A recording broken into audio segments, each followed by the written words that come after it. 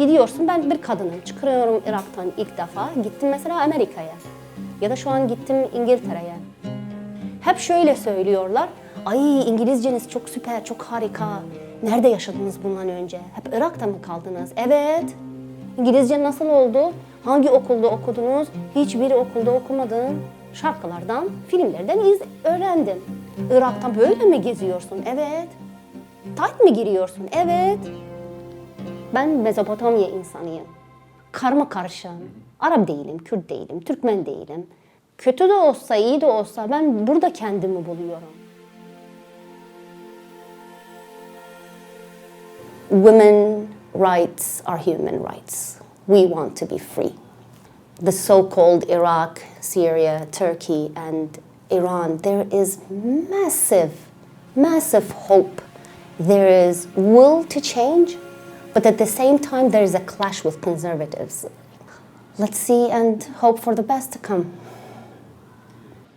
I usually go by the name İnaس Rada, but recently I have decided to go by İnaس Sərgul Rada, taking the name of my mother and father.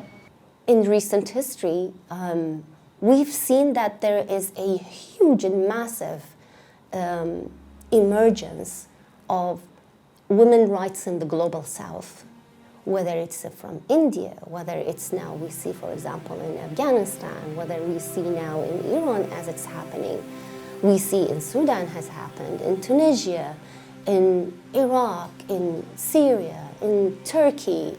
You have even like Latin America, like the Zapatistas in Mexico. What we can do more, and what we can do more for our people.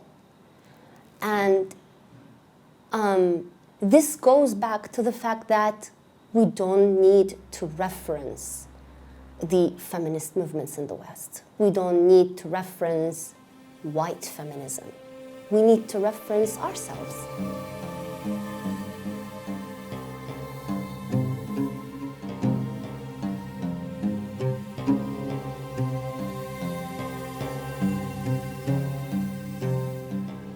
Since the 1990s, after the kind of de facto establishment of the Kurdish region, women in Bashur or Kurdistan region of Iraq, they are more not liberated, but rather they are, in terms of human rights and women's rights, they are in a better status.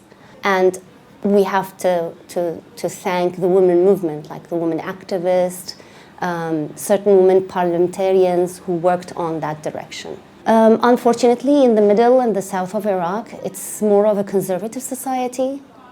It's more of a religious society where women have been suppressed and oppressed.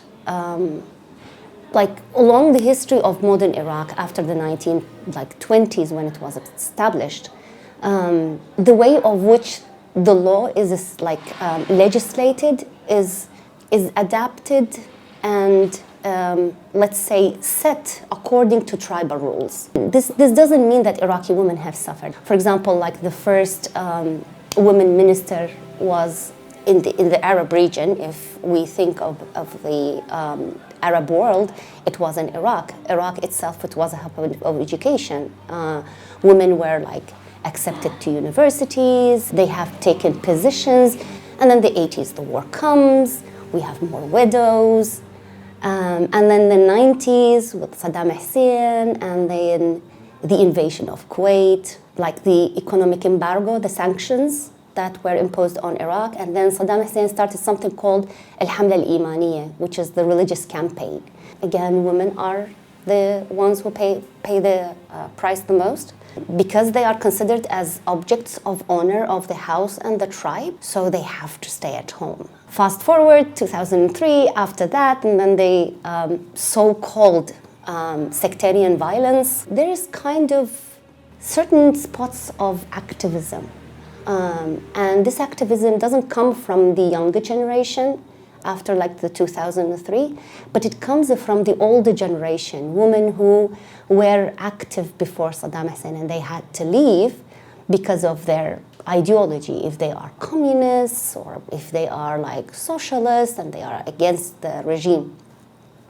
So after 2003, these women come back and they establish NGOs in Baghdad. Now what you see is that these little hubs of activism plus NGOs that come to Iraq after 2003, plus the availability of the internet, the access to the outer world.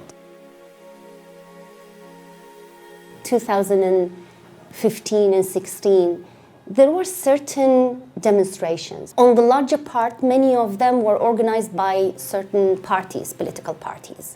But at the same time, there are other demonstrations which are led by those activists, by younger generation who believe in those activists who came back, and also people who get feeds and learn from the outer world through the internet.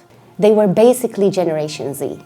When you see it from the outside, and definitely it depends on the media that you are seeing, the situation it looks like grim and it's like desperate, but at one point there is this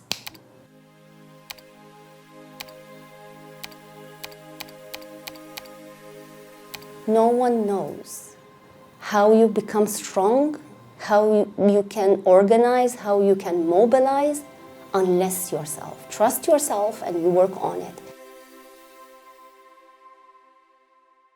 The 2019 protest that happened, that is called the Tishreen or October protest, they were oppressed heavily, only because it's the younger generation. There are women who dared to say, we want to be free.